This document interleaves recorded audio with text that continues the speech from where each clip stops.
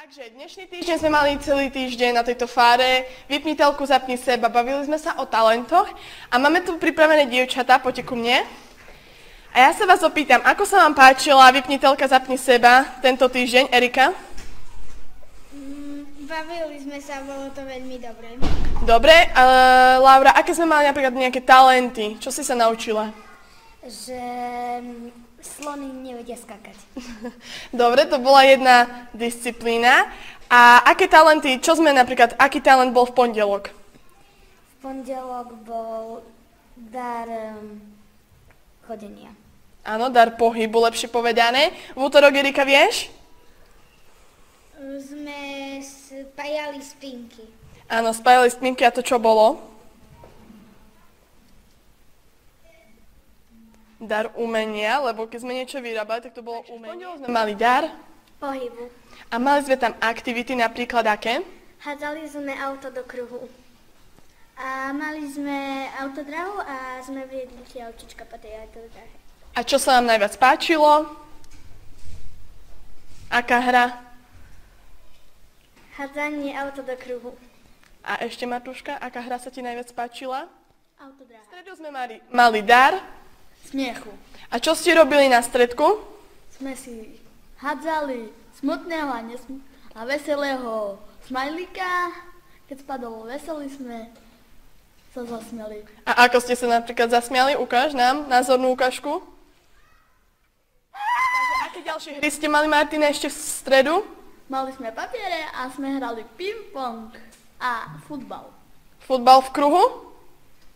Nie. A ako ste boli postavení?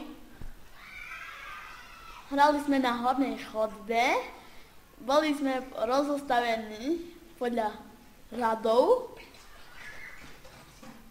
a sme dávali goly. Dobre, takže už sa len pozdravíme. Čaute! V piatok sme mali dar. Dar štedrosti. Áno, dievčatá, páčilo sa vám? Áno. A aké sme tu mali aktivity? Darovali sme si dary. Nejaké hry, aké si hrala hry? Sme hrali také hry. V kruhu sme boli, hej, že? A čo ste robili v kruhu? My spodávali darček. Áno, takže sme si darovali vlastne darčeky. A ešte nejaké také pikošky nám viete povedať z piatka? Každý sme mali splniť nejakú úlohu. Napríklad? My sme mali povedať. Včera sa v Latanovciach uskutočnil Deň detí. Martuška nám povie viac. Aké aktivity sme tam mali? Pavučina, maľovanie na tvár, hrali sme sa s loptou, šikovníček, trefali sme do koša loptu a hrali sme futbal. A čo sa ti najviac páčilo? Pavučina a trampolíny. Monika, aká bola príprava na Deň detí? Príprava na Deň detí bola veľmi zložitá. Snažili sme sa hlavne, aby sa deti zabavili a aby sa veľmi vyskákali a aby boli šťastné a radosné, keď skončí tento deň. A dosť detí bolo, alebo mohlo byť aj viac? Myslím, že mohlo by byť aj viac, pretože bolo veľmi škaredé. Dnešný deň hodnotím veľmi pozitívne, pretože deťom sa veľmi páčilo a ukázali nám všetky talenty, ktoré rozvíjali počas celého týždňa. Richard? Tak táto talentiada dopadla podľa mňa veľmi dobre. Mali sme tu 3 porodcov, ktorí nám hodnotili vystúpenia všetkých detí. Táto porota sa skladala z 3 členov, boli nimi Biri, Monika a vážený host Krištof. Tento mal také zaujímavé výroky, ktoré deti možno pobavili a podľa mňa tiež táto vypniteľka tohto roku dopadla veľmi dobre.